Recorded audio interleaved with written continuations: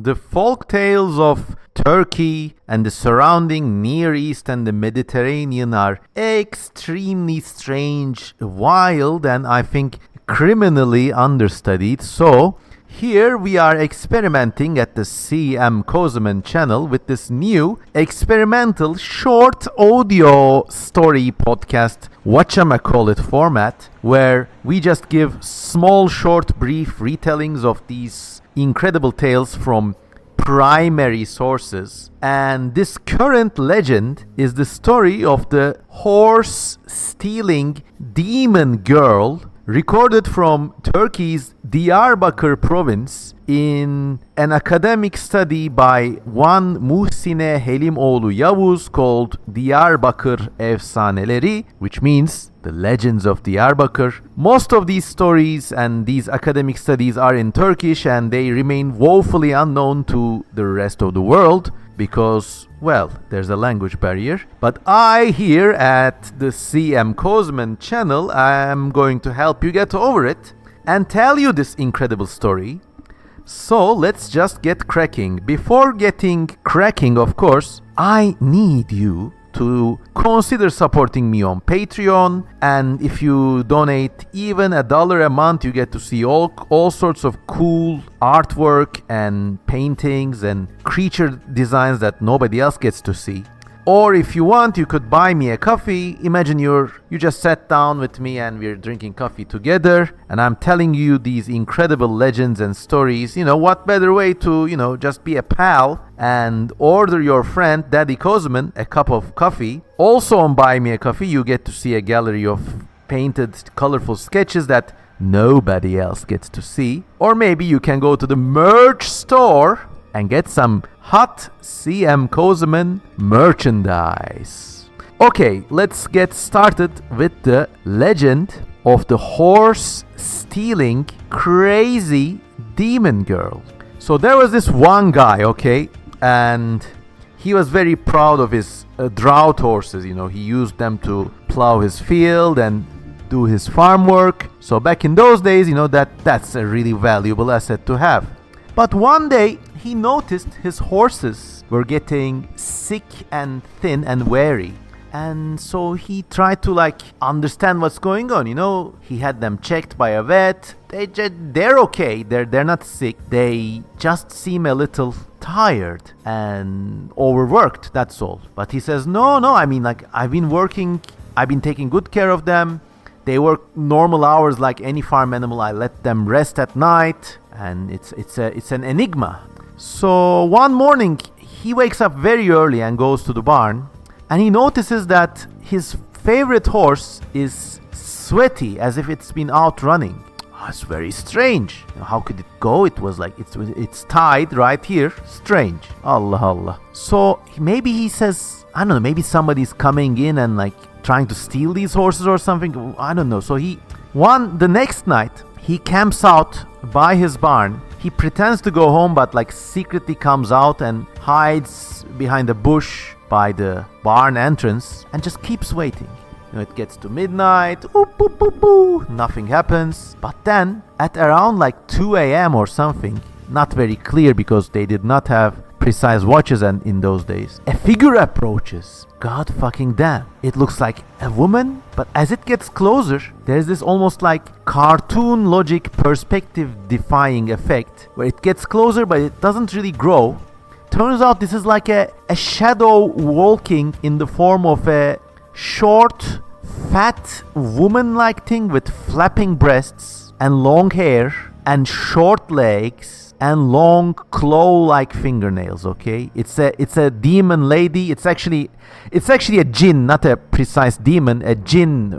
It's called a jinn after the Islamic beings that are supposedly made out of fire, and they inhabit the earth alongside humans, and they can be good or bad. And people try to stay on their good sides. But this thing is obviously a far older story. It sounds like an archaic Middle Eastern myth that somehow migrated upwards to southeastern Turkey. But anyway, so in the legend, this is called a jinn, and she's very short, like chunky, dark, like not any taller than the guy's knee. So we got a bad shorty here coming in to rustle this man's prize horses, and he's flabbergasted. He just watches. He's also a bit scared because you don't want to mess with jinns. So he watches in horror as the chunky, tiny, baddie, shorty jinn mounts on the horse and unties it and says, "Giddy up, boy, we're going out for a ride." And out they go. And the guy is so scared he doesn't even move. He waits until dawn, and just before sunrise, the horse comes back, foaming at the mouth because the baddie rode it so hard and far and wide. Where she went, no one knows. No one fucking knows. But yeah, she's back, and she was like, "Thanks for the ride, honey," to the horse, and just gets the fuck away. Now, the next day, the farmer is furious, so he takes an object that everybody knows is a surefire protection against jinns or demons or jinn baddies, and it's a long iron nail, like a 9-inch handcrafted nail, okay? And he places this under the saddle of his horse and hides again the next night. And surely enough, the jinn baddie, demon girl, Shawty, comes up again and jumps on the saddle to ride the horse. But then the magic starts working with the 9-inch metal nail. And she's like, she's trapped. She can't move because that's what iron does to spirits. And actually, this is a strange note, but to this day, in many parts of Turkey and the surrounding countries, people sometimes, older people mostly, but sometimes they lay this metal knife or an iron tool next to a dead person or a newborn child, so that the jinns or the demons can't disturb them in this life or the next. So that's an interesting side note. So yeah, this jinn is just basically captured by the proximity effect of this nail, and the farmer comes out of hiding and says, "There you go, you Jezebel, I got you."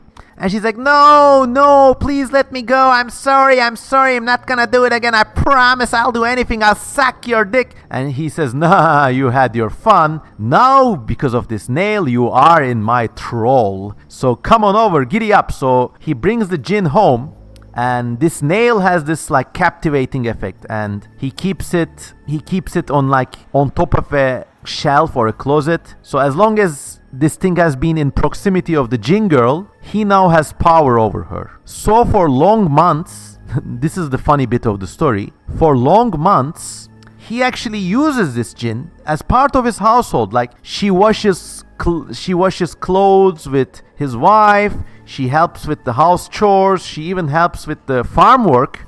And she's always saying, "You don't understand.